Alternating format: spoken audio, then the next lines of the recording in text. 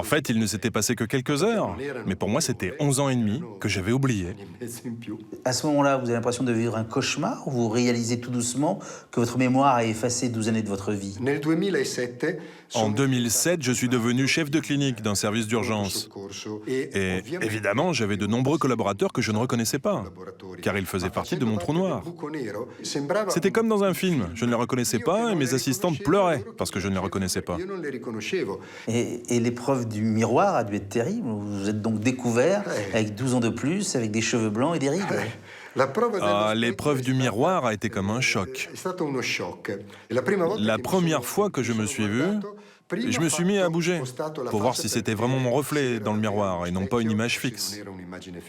Et j'ai pensé, si je m'étais croisé dans la rue, je ne me serais pas reconnu.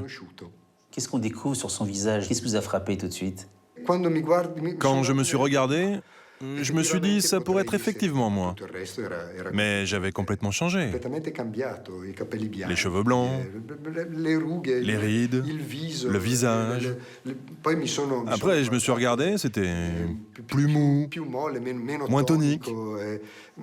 Le visage, la peau, je me suis dit, ouais, on dirait mon père, pas moi.